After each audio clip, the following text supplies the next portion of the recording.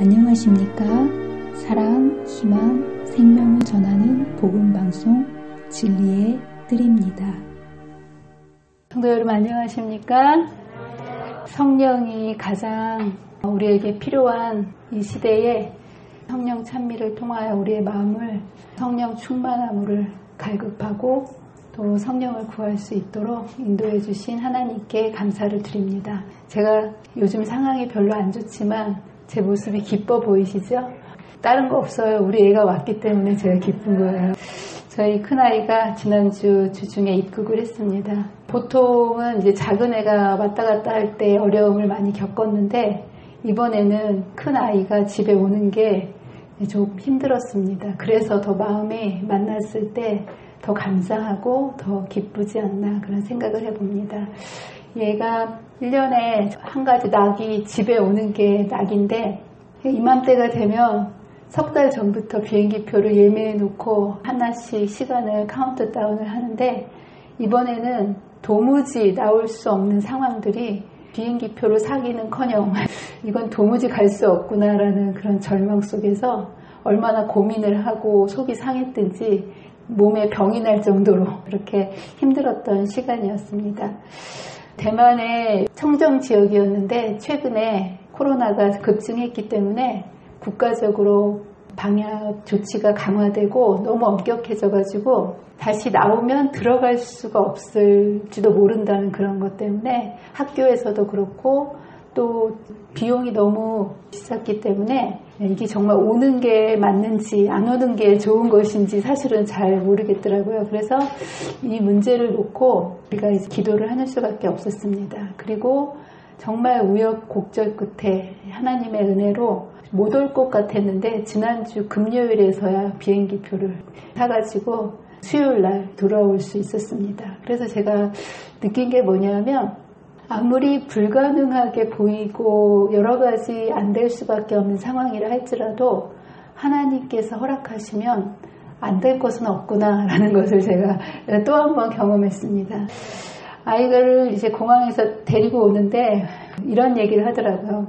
엄마, 내가 집에 한번 오려면 코를 6번 찔려야 돼요. 그러는 거예요. 그래서 코를 왜 찔리냐 그랬더니 검사.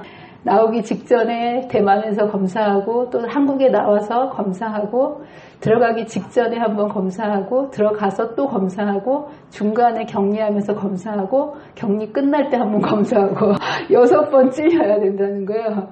여러분 한번 찔려 보셨습니까?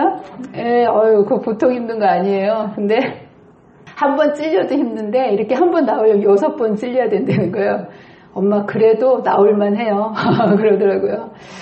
비용도요. 전에는 비행기표만 사면 올 수 있었는데 지금은 격리 비용에다가 검사 비용 그리고 비행기표 값도 굉장히 많이 올랐어요. 자주 다니지를 않으니까. 이전보다 정말 몇 배의 값을 치러야 했고 또 이사 문제며 학교 비자 문제며 여기저기 승인 문제며 뭐 될 수 있는 상황보다 안 될 수 있는 상황들이 더 많았지만 이 애가 마지막 순간까지 집에 오는 것을 포기를 못 하더라고요. 이유가 뭐냐면 엄마 집밥이 먹고 싶어요. 그리고 엄마 아빠가 보고 싶어요. 이 단 한 가지 이유였어요. 그래서 두 말도 안 하고 네가 그렇게 집밥이 먹고 싶으면 이제 와라 그렇게 얘기를 했는데 한 가지 감사한 것은 이번 일로 우리 애가 오는 이 문제가 계속 올 수 없는 상황이기 때문에 부모로서 사실 마음이 짠하지 않습니까? 근데 저는 이런 불확실함 속에서도 별로 스트레스를 받지 않고 잘 먹고 잘 자고 평상시와 다름없이 잘 지냈습니다. 제가 원래 그런 사람은 아니에요. 이걸 어떻게 해야 되나 걱정 더 많이 하고 생각에 사로잡혀서 제가 먼저 병이 났을 그런 상황이었는데 제가 이렇게 편안하게 기다릴 수 있었던 것은 이 문제를 제가 해결하려고 하지 않고 매일 새벽마다 하나님께 기도로 내려놨기 때문에 그리고 언제나 우리가 기도하면 하나님께서 가장 좋은 길로 인도하시고 하나님께서 주신 것이 가장 좋은 길이라는 것을 여러 번 경험하면서 제가 경험으로 경험했기 때문에 이것을 맡기고 기다릴 수 있었습니다. 오늘 점심을 먹는데 우리 큰아이가 그래요. 엄마 하나님께서 어차피 알아서 보내주실 텐데 저는 왜 그 몇 달 동안 이렇게 안달복달 이렇게 병이 나면서까지 그렇게 했을까요? 지금 생각해 보니까 하나님한테 정말 미안해 죽겠어요. 그러더라고요. 그래서 제가 그 아이한테 그래서 맡기는 것도 연습이 필요한 거다. 나도 너만한 나이 때는 아마 너보다 더 했을 거야. 근데 자꾸 맡기는 연습을 하다 보니까 이제는 맡기는 게 쉬워지더라. 여러분, 맡기는 것도 연습이 필요합니까? 네, 맡기는 거 정말 연습이 필요합니다. 그러나 자꾸 맡겨버렸다면 여러분, 짐이 아무리 무거워도 든든한 맡길 수 있는 사람에게 맡기면 내가 자유로운 거 아니겠습니까? 저와 여러분이 이러한 하나님께 믿음으로 맡기는 연습을 날마다 하게 되시기를 간절히 바랍니다. 그러면서 정말 하나님께서는 엄마 집밥이 정말 먹고 싶어요 한 이 아이의 그 간절함을, 그리고 저의 기도를 들으셔서 딱 맞는 시간에 모든 문제들이 해결될 것 같지 않았던 그 문제들을 하나씩 하나씩 해결해 주셔서 딱 맞는 시간에 돌아올 수 있도록 하나님께서 길을 열어주셨습니다. 떠나는 날 얘가 너무 좋아서 실시간으로 카톡으로 중계방송을 했어요. 엄마 이제 떠나요. 예, 버스 타고 엄마 버스 탔어요. 막 이렇게. 그리고는 한참 뒤에 카톡이 하나 사진과 들어왔는데 어떤 카톡이 들어왔냐면 엄마 비즈니스석이에요. 이코노미석을 샀는데 하나님께서 이 아이에게 비즈니스석으로 탈 수 있도록 그렇게 해주셨더라고요. 아무 이유가 없어요. 그냥 하나님이 해주시면 되는 겁니다. 제가 생각을 했어요. 나도 못 타본, 구경도 못 해본 비즈니스석을 하나님께서 왜 쟤한테 주셨을까? 그동안 마음고생 많이 했으니까 오면서 편안하게 오라고 그렇게 해주신 게 아닌가라고 보면서 하나님께서는 깜짝 이벤트까지 이렇게 해주시는 참 좋으신 우리 하나님은 이제 이런 분이시구나. 제가 또 하나님께 더욱더 감사하게 됐습니다. 그래서 우리 아이가 아무리 힘들어도 또 이 찔리는 게 힘들잖아요. 아무리 비싼 값을 치르더라도 아무리 불가능하게 보여도 포기하지 않고 집에 오고 싶은 이유는 사랑하는 가족들이 있는 거였고, 어떤 상황 속에서도 집에 오는 것을 마지막 순간까지 포기하지 않은 아이를 바라보면서 과연 우리는 집하고도 비교할 수 없는 그 아름다운 하늘 본향에 정말 우리도 우리 애가 집에 오는 것을 그렇게 간절히 원하는 것처럼 우리의 마음속에는 하늘 본향에 그렇게 가고 싶은 마음이 과연 있는가? 그런 생각을 해봤습니다. 여러분의 마음속에 진짜 우리의 본향인 하늘 본향에 가고 싶은 마음이 간절하십니까? 만약에 하늘 본향에 이런 간절한 마음이 없다면 두 가지 이유일 거예요. 한 가지는 그곳이 어떤 곳인지를 잘 모를 때, 그리고 또 한 가지는 그 주님을 잘 알지 못하고 아무런 관계가 없기 때문에. 그래서 여러분들 3층 하늘에 다녀온 사도 바울은 하늘이 얼마나 좋은지 로마서 8장 18절에 보면 생각하건대 현재의 고난은 장차 우리에게 나타날 영광과 비교할 수 없도다. 하늘을 본 바울은 그가 그렇게 고생스럽게 전도 여행을 다니면서 했지만 그런 것들에 전혀 개의치 않았던 것이 그가 돌아갈 본향이 있었기 때문에, 그 본향이 너무 확실했기 때문에 어떤 고난을 당하여도 전혀 그것을 힘들다고 생각하지 않을 수 있었다는 거예요. 또한 여러분, 화인 여사도 하늘을 보고 와서 이 땅에 돌아와서는 몇 날 며칠을 울면서 하늘을 그리워했다고 하지 않겠습니까? 우리가 진정으로 가고 싶은 곳에 정말 하늘이 되기를 원하신다면 여러분들의 마음속에 먼저 하늘을 사모하는 자가 되셔야 됩니다. 사실 여행도 가기 전에 먼저 마음부터 가 있지 않습니까? 몸보다 마음이 먼저 여행지에 가 있는 것처럼 우리가 하늘에 가기 전에 먼저 우리의 마음이 하늘을 사모하고 하늘에 가 있는 자만이 저는 하늘에 갈 수 있을 거라고 생각합니다. 사람들은요, 보는 것을 갈망하게 되어 있어요.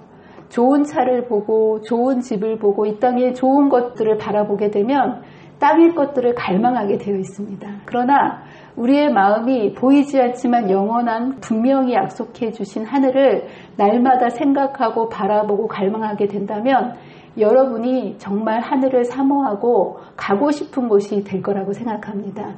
저와 여러분이 눈에 보이는 땅의 것에 여러분의 시선을 빼앗기지 마시고 하늘을 날마다 생각하고 하늘 소망으로 살게 되시는 저와 여러분이 되시기를 간절히 바랍니다.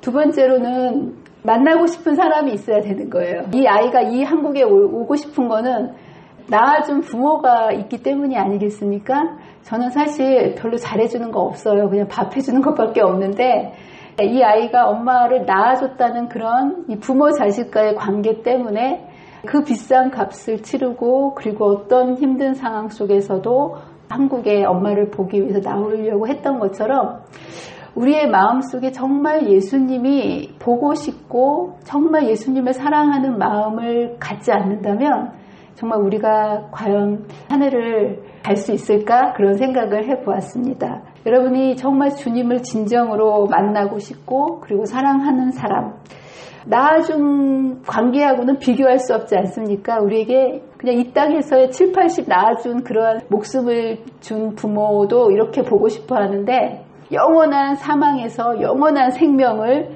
하나님의 생명을 주시고 우리를 구원해 주신 그분의 사랑을 우리가 정말 안다면 그분이 정말 날마다 얼마나 감사하고 얼마나 보고 싶고 그분께 가고 싶지 않겠습니까? 이 땅에서 우리가 사실 신앙인으로서 그리스도인으로서 살아가는 게 그렇게 쉬운 일은 아니시지만 우리가 진정으로 주님을 사랑한다면 어떠한 값을 치른다 할지라도 아무리 힘든다 할지라도 우리의 마음속에 재림의 소망으로 불타오를 수 있을 거라고 생각합니다.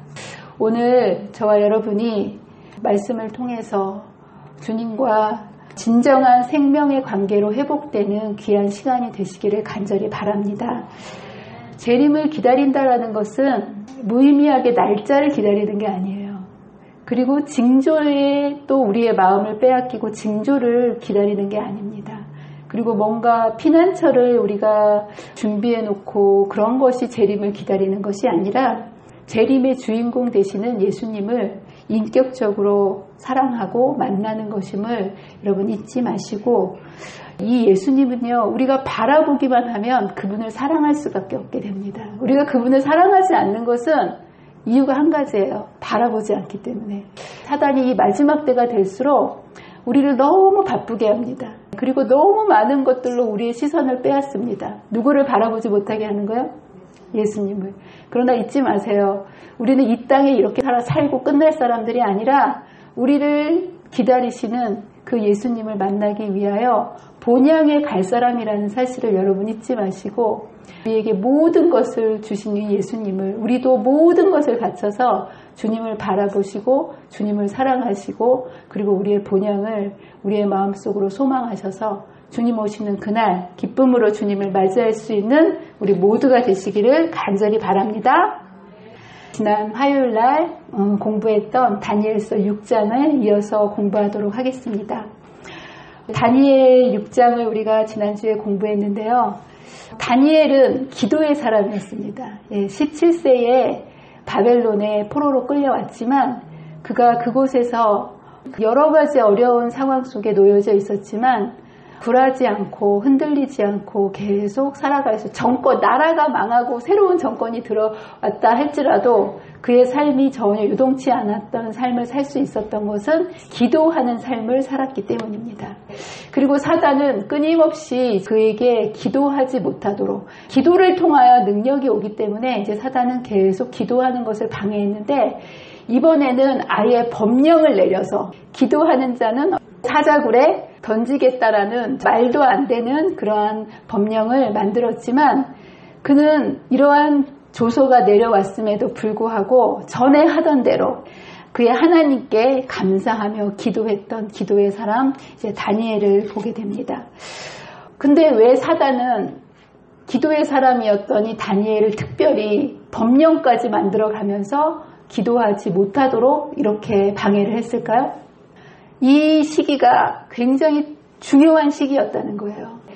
이스라엘, 유대의 운명, 하나님 나라의 운명이 결정되어지는 굉장히 중요한 순간이었기 때문에 이때 포로 유수 기간이 70년이 다 맞춰지는 시간이었기 때문에 이제 돌아갈 때가 되었는데 하나님께서는 내게 기도하면 내가 너희를 만나주겠고 너희를 돌려주겠다고 얘기하셨기 때문에 다니엘은 목숨을 걸고 하나님의 백성의 운명을 위하여 자기 목숨을 개의치 않고 기도하는 모습을 보게 됩니다. 지난번에 그런 얘기를 했습니다. 다니엘이 이렇게 기도할 수 있었던 것은 믿음의 사람이었기 때문이었다는 거예요. 하나님께서 제일 사람들에게 기뻐하시는 것이 뭐라고요? 믿음. 그래서 믿음이 없이는 기쁘시게 못하나니 하나님께 나아가는 자는 반드시 그가 계신 것과 그가 자기를 찾는 자들에게 상 주시는 이심을 믿는 것이다. 여러분들, 하나님께서 우리가 착한 일을 한다고, 봉사 많이 한다고, 우리가 인간적으로 생각하는 이런 것들로 기뻐하시는 것이 아니라 정말 하나님을 인간이 기뻐하시게 해드릴 수 있는 게 한 가지가 있는데 그게 믿음이라는 거예요. 그렇다면 우리의 믿음을 하나님께 표현할 수 있는 방법은, 우리의 믿음이 하나님께 어떻게 표현될 수 있을까요? 사랑이라는 것도 보이지 않는 속성이지 않습니까? 그래서 사랑이 보이지 않아요. 근데 사랑을 통해서 우리는 구원을 받아들일 수 있는 건데, 하나님께서 우리에게 사랑을 보여주시기 위해서 예수님을 이 땅에 보내주신 거예요. 그리고 그 사랑이 어떻게 표현됐냐 하면 희생과 겸손으로 표현됩니다. 사랑은 보이지 않는 거지만 우리가 얼마나 낮아지고 섬기는 그 희생의 모습을 보면서 이것이 사랑이구나 깨닫고 사람이 감동을 받고 움직입니다. 마찬가지로 믿음이라는 속성도요, 보이는 속성이 아닙니다. 그렇다면 어떻게 우리는 믿음을 하나님께 표현할 수 있겠습니까? 네, 맞습니다. 믿음이라는 것은 순종을 통해서 우리가 표현할 수 있습니다. 또 한 가지 믿음을 표현할 수 있는 방법이 있는데 그건 저는 기도라고 생각합니다. 기도는요, 그냥 하는 게 아닙니다. 하나님이 계시다라고 전제를 해야만 기도하는 거 아니겠습니까? 여러분들 누군가에게 대화를 할 때 대화를 하기 위해서는 상대방이 있어야지 대화가 되는 거 아니겠습니까? 가끔씩 길거리에 가다가 중얼중얼 얘기하는 사람을 보면 뭐 하고 있는 거예요? 근데 보이진 않지만 상대방이 있는 거예요, 없는 거예요? 있기 때문에 대화가 가능한 거 아니겠습니까? 기도도 마찬가지예요. 여러분들이 기도를 한다는 것은 전제적으로 하나님이 계시다라는 것을 전제해야만 기도를 할 수 있는 거예요. 벽에다 대고 허공에다 대고 말을 할 수 있는 건 아니지 않습니까? 그렇기 때문에 우리가 기도한다는 것은 내가 하나님이 계시다라는 것을 전제해야만 인간이 기도할 수 있다라는 거. 그리고 그 기도할 때 상 주시는 이심을 가장 좋은 길로 인도해 주신다는 것을 믿어야만 우리가 하나님께 기도하면서 구할 수 있는 거 아니겠습니까? 그래서 기도라는 것은 하나님이 계시고 그가 우리에게 가장 좋은 것을 구할 때 주신다라는 것을 믿을 때만 할 수 있는 거기 때문에 하나님께서는 우리가 기도할 때 그것을 믿음의 표현으로 여겨주시고 기도하는 것을 기쁘게 여겨주신다는 거. 여러분, 기도를 해야 되겠습니까? 안 하게 되겠습니까? 해야 되겠죠. 하나님이 기뻐하시는 것이 믿음의 사람인데요. 믿음은 기도를 통해서 하나님께 표현될 수 있다는 거. 그래서 사람이 기도할 때 하나님께서 일하십니다. 그래서 여기 이런 말씀이 있습니다. 그에게 기도가 가장 필요되는 지금 왜 그가 기도하기를 멈출 것인가? 차라리 그는 생명 그 자체를 버릴지언정 하나님의 도우심에 대한 그의 소망을 버리고자 하지 아니하였다. 정말 아멘이지 않습니까? 생명 자체를 버릴지언정 인간이 정말 하나님을 향해서 그 믿음의 표현을 하는 것을 포기하지 않는 다니엘의 모습을, 이 어마어마한 믿음을 우리는 보게 됩니다. 인간이 자신의 운명을 기도로서 하나님께 맡길 때 하나님께서는 자기의 이름을 위하여 그러한 주의 백성들을 의의 길로 인도하십니다. 그래서 이 기도를 할 때 하나님께서 이제 역사하십니다. 여러분, 이 상황이 정말 왕도 어찌할 수 없는 상황 아니겠습니까? 다니엘이 기도하는 모습을 보고 이제 그 다니엘을 죽이기 위해서 이런 모의를 꾸몄던 신하들이 왕에게 달려가서 다니엘이 왕 외에 기도하면 안 되는 법을 어긴 것을 이제 가서 그 이야기를 하게 됩니다. 그랬을 때 그제서야 왕은 내가 실수했구나 이것을 깨달은 거예요. 예. 그리고 나서 이 말을 듣고 그로 말미암아 심히 근심하였다는 거예요. 그런데 하루 종일 다니엘을 자기가 내가 실수했구나, 내가 이 사람들의 기만에 속아가지고 다니엘을 죽이게 만들었구나 라고 후회를 하고 다니엘을 구원하기 위해서 마음을 쓰며 그를 건져내려고 힘을 다하다가 해가 질 때에 이르렀더라. 하루 종일 어떻게 하면 다니엘을 구할 수 있을까라는 것을 이리저리 백방으로 알아봤지만 왕조차 어찌할 수 없는 상황이 되었다는 거예요. 사람이 하나님을 두려워하지 않게 되면요, 사람을 두려워하게 됩니다. 사실 이 왕은요, 그 당시에 세계를 호령하는 왕이었지 않습니까? 그럼에도 불구하고 자기 신하들을 두렵고 그 눈치 보느라고 다니엘 하나를 구원하지 못하는 그런 무력한 왕이 돼버린 거예요.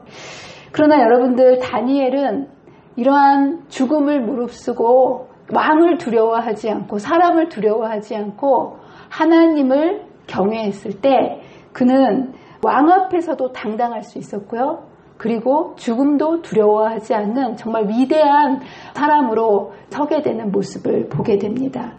왕이 해가 질 때에 돌아와서는 궁에 돌아가서 밤이 새도록 금식하고 식욕이 딱 떨어져 버린 거예요. 그 앞에 오락을 그치고 잠자기를 마다하니라. 이거는 무슨 증상인지 아십니까? 우울증 증상이에요. 잠도 안 오고 밥맛도 떨어지고 불안과 자책으로 가득 차 있는 이 모습. 불안증에다가 불면증에다 공황증, 모든 증상이 복합되어 있는 모습을 보게 됩니다. 왕은 하나님을 두려워하지 않았을 때 사람을 두려워하게 됐고요. 그 불면으로 그 밤을 지새는 연약한 인간의 모습, 왕이라 할지라도 정말 연약한 인간의 모습이 이렇구나라는 것을 우리는 다 확인할 수밖에 없습니다. 날이 샜을 때 신하들이 와가지고 다시 한번 압박을 합니다. 왕이여, 이 금령과 법도는 고치지 못하기 때문에 빨리 이것을 시행하셔야 됩니다 라고 압박했을 때 왕은 그 신하들을 이길 수 없었어요. 그래서 어떻게 합니까? 어쩔 수 없이 다니엘을 내주게 됐고 다니엘을 사자 굴 속에 집어넣은 다음에 왕이 그의 도장과 귀족들의 도장으로 그 사자굴을 봉하게 됩니다. 근데 여러분, 여기 자세히 보면 왕도 도장을 찍었고 또 누구도 도장을 찍었습니까? 여기 귀족들도. 보통은 누구 도장만 찍을까요? 왕만. 근데 여기 왜 또 귀족들도 같이 찍었을까요? 도장을 찍은 이유가 뭘까요? 다니엘에 대한 조치를 고치지 못하게. 그러나 왕이 찍은 의도하고 신하들이 찍은 의도하고 같을까요? 다를까요? 달라요. 왕은 더 이상 신하들이 다니엘을 해치지 못하도록. 신하들은 왜 찍었을까요? 더 이상 왕이 다니엘을 구하지 못하도록 도장을 꽉 찍어버린 거예요. 그런데 참 이런 상황 속에서 이제 다니엘은 사자굴 속에 들어갔는데요. 다니엘이 들어갈 때 어떤 심정으로 들어갔겠습니까? 두려운 심정으로 들어가겠습니까? 저는 다니엘이 조금도 두려워하지 않고 당당하게 사자굴 속으로 들어갔다라고 믿습니다. 왜냐하면 다니엘은 영생이 무엇인지를 알고 있었던 사람이에요. 여러분이 100억을 가졌다면 100만 원쯤 좀 손해보는 일이 있다고 마음이 상하겠습니까? 아쉬울 거 있겠습니까? 아니겠죠. 내가 100억이 정말 내 수중에 있다면 100만 원쯤 잃어버리고 손해보는 것 같고 개의치 않으실 거예요.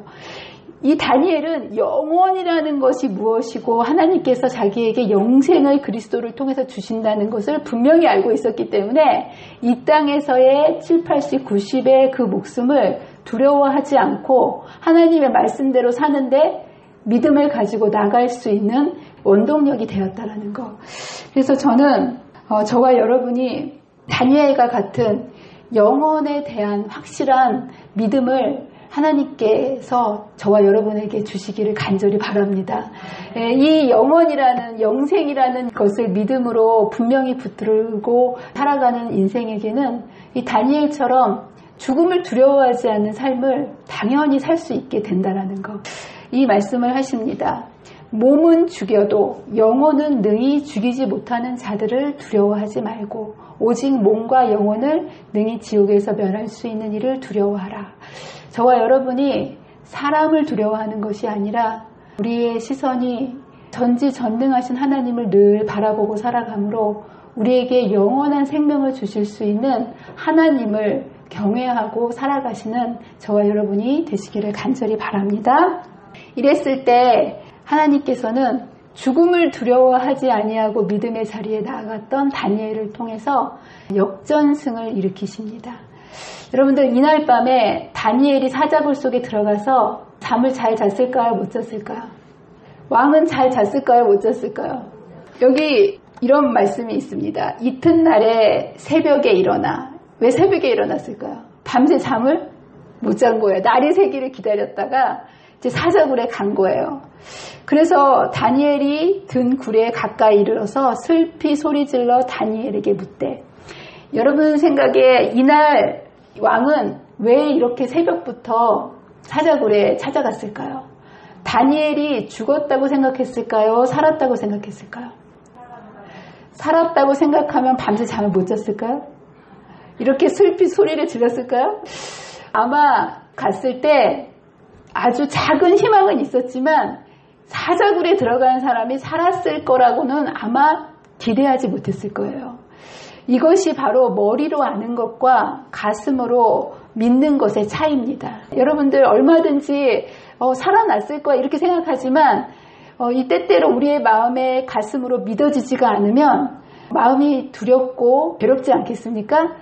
다리오 왕은 하나님에 대한 이야기를 많이 들었어요. 풀무불에서 건진 것부터 시작해서 여러 이야기를 많이 들었지만 그는 머리로 하나님을 알고 있었지 가슴으로 하나님을 믿고 있지는 않았다는 거예요. 그렇기 때문에 그는 이러한 상황 속에서 슬퍼할 수밖에 없었고 두려울 수밖에 없었고 이날 새벽 잠 한숨 못 자고 이렇게 이곳으로 가는 모습을 보게 됩니다. 그런데 여기에 보면 이 느부갓네살의 다니엘을 부르는 모습 속에서 우리는 참 놀라운 호칭을 듣게 됩니다. 다니엘이 원래 이름이 뭐였을까요? 바벨론에 잡혀갖고 왔을 때 벨드사살, 공식 석산에서 뭘로 불리었을까요? 벨드사살. 그런데 이 다니엘을 뭐라고 부릅니까? 벨드사사라 이렇게 부르지 않고요. 더군다나 다니엘은 누구의 종입니까? 자기 신하잖아요. 근데 자기의 신하라고 부르지 않고 누구의 종이라고 불러줍니까? 하나님의 종, 그리고 벨드사살이 아니라 누구라고 불렀다고요? 다니엘. 어떻게 이 다니엘이라는 이름이 이미 70년 정도가 흘러버린 후에도 이 이름을 왕이 기억하고 불러줄 수 있었을까요? 다니엘은 기회 있는 대로 자신이 다니엘이라는 것을 당당히 밝혔다는 거예요. 자신의 정체성을 잃어버리지 않고 자신이 포로로 잡혀온 왕의 종이 아니라 하나님의 종으로 살아갔기 때문에 그는 무슨 일을 하든지 하나님의 종으로서 사람들에게 보여줬고 그리고 그렇게 받아들여졌다는 거. 정말 하나님의 종으로 살았던 다니엘의 모습이 멋지지 않습니까? 저와 여러분도 여러분의 살아가는 그 상황 속에서 사람의 종으로 살아가지 마시고 하나님의 종으로 당당하게 살아가게 되시는 저와 여러분이 되시기를 간절히 바랍니다. 그랬을 때 다니엘이 이렇게 얘기합니다. 나의 하나님이. 다니엘에게 하나님은 누구의 하나님이었어요? 나의 하나님. 여러분에게 하나님은 누구의 하나님입니까? 네, 여러분도 당당하게 하나님을 나의 하나님으로 부르시게 되시기를 간절히 바랍니다. 그러면서 이런 고백을 합니다. 이미라는 이야기를 얘기합니다. 하나님께서 다니엘이 들어가기 전부터 준비해 놓으셨을까요? 들어간 다음에 준비하셨을까요? 네, 이미 하나님께서는 우리의 인생을 인도해 주실 때 일 터진 다음에 우리에게 뒷수습해 주시는 분이 아니라 모든 일을 미리 예비해 주시고 준비해 주신다는 것. 다니엘이 이것을 기억하고 있었고 그것을 고백합니다. 그러면서 다니엘이 이렇게 고백했을 때 왕이 심히 기뻐서 다니엘을 굴에서 올리라 이렇게 얘기하는데요. 정말 이거는 놀라운 일이에요. 여러분들 이 다니엘이 80세에서 90세 되는 노인분이라고 하지 않았습니까? 다니엘을 사자 굴 속에 던졌을 때는 사자가 튀어오르지 못할 높이가 되어 있기 때문에 꽤 깊은 굴 속에 다니엘을 집어 던졌을 거예요. 그리고 다니엘을 굴 속에 집어넣었을 때는 어차피 사자의 먹이가 될 것이기 때문에 줄로 매달아서 고이 내려보냈을까요? 그냥 집어 던졌을까요? 네, 집어 던졌겠죠? 근데 정말 하나님께서 특별한 보호하심으로 여러분 80세 정도 90세 되시면요 골다공증이 있어요. 그래가지고 그 정도 높이에서 떨어지기는커녕 조금만 넘어지기만 해도 다 골절이 되거든요. 그래서 원래는 다니엘이 그냥 사자굴에 들어가기만 했어도 떨어지면 골절로 사망을 했을 수도 있는 상황이었어요. 그런데 하나님께서는 천사들을 보내셔서 가뿐히 받아주시고 밤새 사자 카페트로 잠을 잘 잘 수 있도록 해주셨다라는 거. 자, 그러면서 여기에서 그의 몸이 끌어올릴 때는 줄을 내려서 올리지 않습니까? 그런데 여기에 올렸을 때 이런 표현이 있습니다. 그들이 다니엘을 굴에서 올린즉 그의 몸이 조금도 상하지 아니하였으니 내려갈 때도 보호해 주셨고요. 올라올 때도 보호해 주셨다는 거예요. 하나님께서 이 다니엘을 보호해 주신 이유가 뭐였다는 거예요? 여기 보면 이는 그가 자기의 하나님을 믿음이었더라. 여러분도 이렇게 하나님을 믿게 되시기를 간절히 바랍니다. 똑같은 상황 속에서 다니엘이 굴 속에 들어간 똑같은 상황을 보고 왕은 그 좋은 침상에서도 밤새 잠을 이루지 못하지 않았습니까? 그러나 다니엘은 당사자였고 사자 굴 속에 들어가서도 평안하게 잠을 잘 수 있었던 것은 하나님을 믿는 믿음 때문이었다고 이야기하고 있습니다. 여러분, 믿음은요 우리에게 쉼과 안식을 줍니다. 맞습니까? 그분이 계시고 그분이 나의 모든 것을 지켜주신다라고 정말 믿으면 거기에서 오는 진정한 안식과 쉼이 있다라는 거. 그래서 여러분들 새천사의 기별은 다른 게 아니고요. 창조주 하나님을 우리가 믿지 않으면 밤낮 쉼을 얻지 못하는 사람이 된다는 거예요. 그러나 우리가 하나님을 창조주 하나님으로 믿고 그분께 우리의 운명을 맡기게 되면 어떤 상황 속에서도 안식을 취할 수 있는, 사자굴 속에 들어가서도 평안하게 쉴 수 있는 이러한 안식과 쉼과 자유를 하나님께서 믿음을 통하여 주신다는 사실을 여러분 기억하시고 이 믿음의 주여 온전케 하시는 예수님을 늘 바라보게 되시는 저와 여러분이 되시기를 간절히 바랍니다. 이 원수들은 어떻게 되었습니까? 그들이 굴 바닥에 닿기도 전에 사자들이 곧 그들을 움켜서 그 뼈까지도 부셔뜨렸더라. 극과 극의 상황을 우리는 여기에서 확인하게 됩니다. 이럴 때 이제 이 왕이 고백을 합니다. 뭐라고 이야기를 하냐면 한 사람이 목숨을 걸고 하나님께 충성하였을 때 하나님은 이 이방 땅에서 또 한 번의 전도회를 여십니다. 첫 번째 전도회는 언제 여셨습니까? 풀무불 금신상에게 절하지 않는 그 다니엘의 새 친구들을 통해서 온 세상 사람들을 모아놓고 진정한 왕이 누구신지 하나님의 나라가 어떤 나라인지를 하나님께서 그 목숨 걸고 충성 때 하나님의 귀한 청년들을 통해서 하나님을 이 땅에 보여주셨습니다. 그들을 구원하기 위해서. 마찬가지로 정권이 바뀌지 않았습니까? 바벨론 시대에 이렇게 전도회를 한번 열어주셨고 두 번째로 메데 페르시아의 시대에 또 한 번 하나님께서는 이방 땅에 하나님을 아는 생명의 빛을 전해주시기 위해서 하나님 외에는 두려워하지 않는 그 한 사람 다니엘을 통해서 또 한 번의 구원의 기회 전도회를 열어주십니다. 여기에서 이렇게 고백하는 고백이 보통 고백이 아니에요. 잘 들어보세요.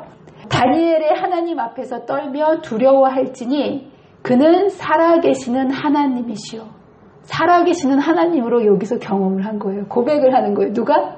이방의 왕인 다리오 왕이. 그러면서 영원히 변하지 않으시며 그의 나라는 멸망하지 아니할 것이요 그의 권세는 무궁할 것이며.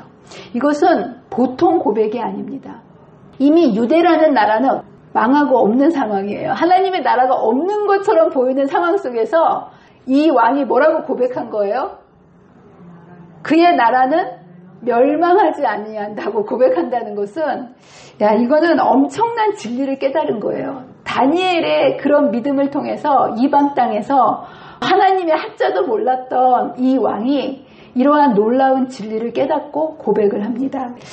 그러면서 가마력이라는 것이 말보다 얼마나 큰 힘을 가지고 있는지, 정말 우리는 다니엘의 경험을 통해서 하나님께 온전히 헌신하고 하나님의 말씀을 온전히 믿고 그리고 그 말씀에 충실하게 살아가는 한 사람이 있다면 하나님께서는 그 사람을 통해서 온 세상에 놀라운 하나님의 구원의 빛을, 하나님 되심을 전할 수 있는 통로로서 구원의 생물이 강물처럼 흘러갈 수 있도록 하나님께서 역사해 주시는 모습을 우리는 바라보게 됩니다.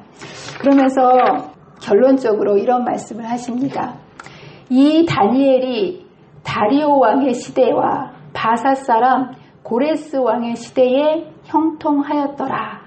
여기에 갑자기 다리오 왕 때 있었던 일을 이야기하면서 왜 고레스 왕이라는 이름을 언급했을까요?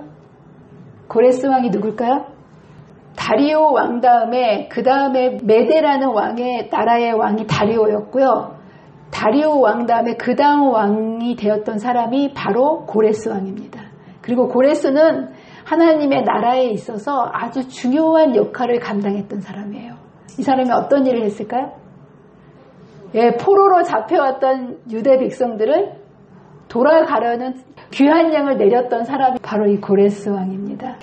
근데 여러분, 고레스 왕이 그 많은 포로들을 순순히 왜 귀국할 수 있도록, 돌아갈 수 있도록 길을 열어줬을까요?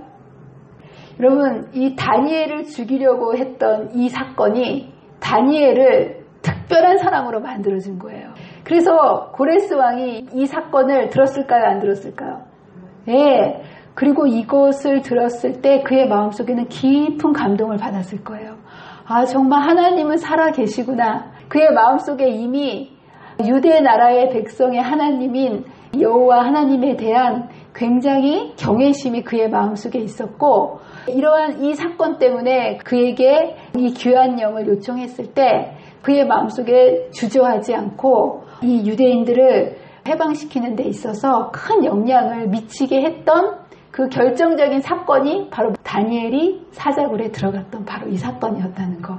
원수들은 이 사건을 통해서 다니엘을 죽이려고 했고 포로 기한이 이루어지지 못하도록 막으려고 했지만 기도하지 못하게 하므로 다니엘이 개의치 않고 믿음의 전진을 가지고 계속 기도했을 때 바로 이 사건 때문에 유대의 백성들이 고향으로 돌아갈 수 있는 길을 열게 해주는 고레스 왕의 마음을 여는 하나의 결정적인 사건이 되었다는 거. 여러분들 정말 어떻게 보면 악은 언제나 강한 것처럼 보이지만 선악 간의 싸움의 결말은 언제나 하나님 편이 승리한다는 사실을 잊지 말게 되시기를 간절히 바랍니다. 그래서 여러분들 하나님의 백성에게는 초기에 질 것 같은 항상 이렇게 연약한 것처럼 하나님의 나라는 보이거든요. 그렇지 않습니까? 그러나 결국은 하나님의 나라는 이긴다는 거, 승리한다는 거. 그래서 하나님의 백성들에게 정말 필요한 게 인내라는 거. 성도들의 인내가 여기 있나니. 그래서 인내를 계속 강조하는 것이 마지막 때까지 견디는 사람이 하나님께서 끝까지 마지막 결정적으로 이렇게 전화위복의 기회로 만들어주시고 승리할 수 있게 해주신다라는 거. 그래서 이 말씀을 하십니다.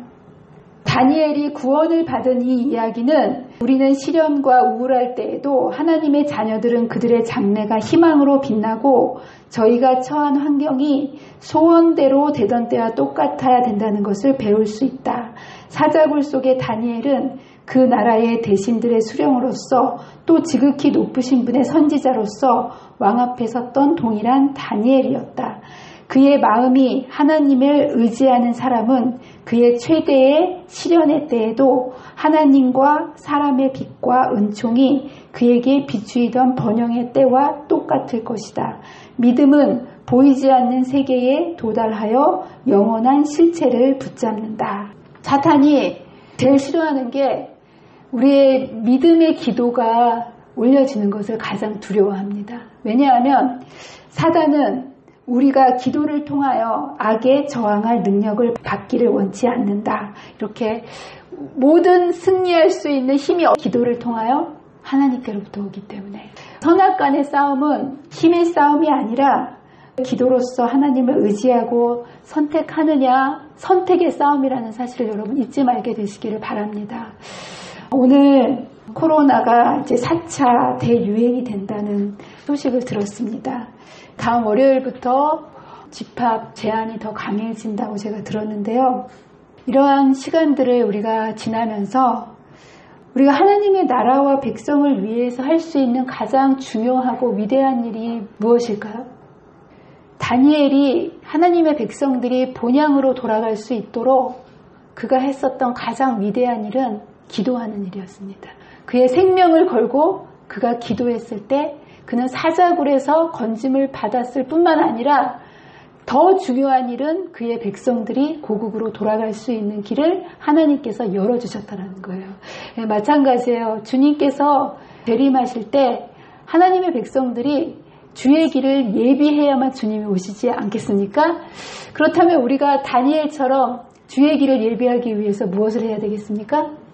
저는 다른 그 어떤 것보다도 다니엘이 목숨 걸고 어떠한 상황 속에서도 기도하기를 멈추지 않았던 것처럼 이 시대에 저와 여러분들이 해야 할 가장 중요한 일은 주님의 길을 예비하기 위해서 성령께서 역사하시도록 간절히 기도하는 일이 가장 중요하고 가장 위대한 일이라고 생각합니다.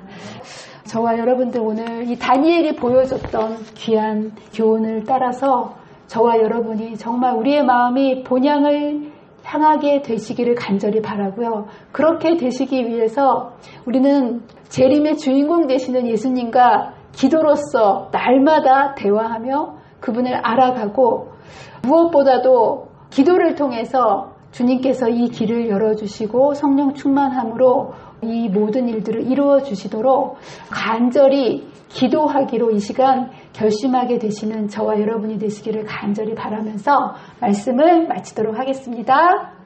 기도하겠습니다. 사랑과 은혜가 많으신 하나님 아버지, 이 세상이 여러 가지 질병과 또 여러 가지 재난과 사고로 우리의 마음을 두렵게 하는 시대를 살아가고 있습니다. 그러나 우리의 마음 속에 땅에 이러한 것들로 요동하지 않기 위하여 하늘을 바라보고 살아갈 수 있는 하늘 백성으로 불러주심을 인하여 감사를 드립니다. 우리의 소망이 썩어질 이 땅에 있지 않게 해주시고 보이지 않지만 영원한 하늘을 날마다 향할 수 있도록 우리의 마음의 눈을 하늘에 고정시킬 수 있는 주의 백성들이 되도록 인도하여 주시옵소서.